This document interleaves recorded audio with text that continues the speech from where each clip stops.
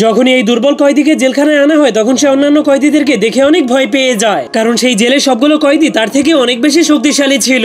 এরপর হঠাৎ করে গার্ডেরা তাকে একটা রুমের মধ্যে বন্দি করে দেয়, কিন্তু তার কিছুক্ষণ পরেই সবগুলো রুমের দরজা অটোমেটিকলি খুলে যায়। এজন্য যখনই সেই দুর্বল কয়েদি তার মাথাটাকে রুম থেকে বাইরে বের করে তখনই সেই জেলের শয়তান কয়েদিরা তাকে ধরে বলের মতো আছাড় মারতে শুরু করে দেয়। এরপরেই তাদের খাওয়া দাওয়া করার সময় হয়ে যায়, কিন্তু তখনই সেই শয়তান কয়েদিগুলো তার সবগুলো খাবারকে চুরি করে নিয়ে যায়। এজন্য সে মন খারাপ করে পিছনে ঘুরলেই জেলের সব থেকে শক্তিশালী কয়েদির সঙ্গে ধাক্কা খেয়ে যায়, যার কারণে সেই পালোয়ান অনেক রেগে সবার আগে তার খাবারগুলোকে নিচে রেখে দেয়। এরপর তাকে এক হাত দিয়ে উঁচু করে অনেক দূরে ছুঁড়ে মারে। এজন্য সেই দুর্বল কয়েদি যখনই উঠার চেষ্টা করে তখনই সেই পালোয়ান তার সামনে চলে আসে, কিন্তু যখনই সে দুর্বল লোকটাকে মারতে যাবে তখনই তার হাতে একটা তেলাপোকা এসে পড়ে। সেই শক্তিশালী পালোয়ান তেলাপোকাদেরকে অনেক ভয় পেত, এজন্য সে প্রচন্ড ভয় পেয়ে অজ্ঞান হয়ে যায়, যার কারণে বাকি সব কয়েদিরা তাকে দেখার জন্য চলে আসলে সেই দুর্বল কয়েদি তাদেরকে একটা ফাইটিং পোজ দেখিয়ে ভয় দেখিয়ে দেয়। এজন্য সবাই মনে করে এই দুর্বল লোকটাই সেই শক্তিশালী পালোয়ানকে হারিয়ে দিয়েছে, যার কারণে এরপর থেকে সেই দুর্বল কয়েদি সেই শক্তিশালী পালোয়ানকে তার গোলাম বানিয়ে ফেলে। এভাবেই সে পুরো জেলের মধ্যে রাজত্ব করতে শুরু করে দেয়।